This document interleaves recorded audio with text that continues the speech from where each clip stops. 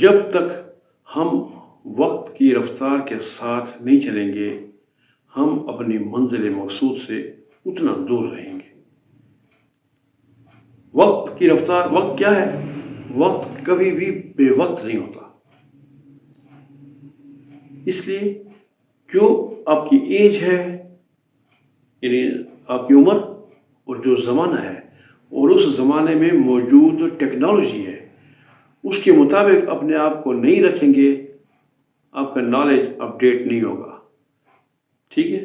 تو اس میں ایک چیز ہے، جس طرح کمپیوٹر کی ایڈوانسمنٹ ہے، جس طرح پروگرامنگ ہے، لینگویجز ہیں، ڈیٹا بیس ہے، چیٹ جی پی ٹی ہے، آرٹیفیشل انٹیلیجنس ہے، ان سب کو ہم اس حد تک تو استعمال کرتے ہیں کہ ہماری کوئی اسائنمنٹ ہے، کوئی پریزنٹیشن ہے، ہم فوراً سے کریں کہ آفس میں بھی جو کسی انسٹیٹیوٹ میں، این جی اوز میں، وہ فوراً یوز کرتے ہیں اور بنا کے دے دیتے ہیں۔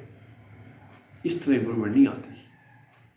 بنی بنائی چیز آپ لیں گے تو امپرومنٹ کبھی نہیں آئے گی۔ آپ کی ٹھیک ہے کاپی اینڈ پیسٹ ہو جائے گا، آپ کی گوگلنگ سے، آپ کی براؤزنگ سے اور آپ کی سرفنگ سے آپ کو مواد تو مل جاتا ہے، لیکن جو آپ کی کریٹیوٹی ہے، جو آپ کا نالج ہے، وہ یوٹیلائز نہیں ہو رہا۔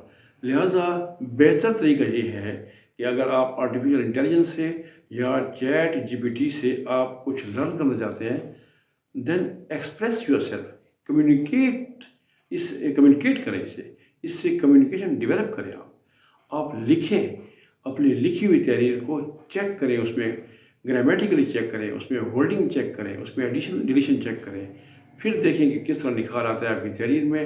جو غلطیاں وہ نکالے گا، اس غلطیوں کو اپڈیٹ کریں۔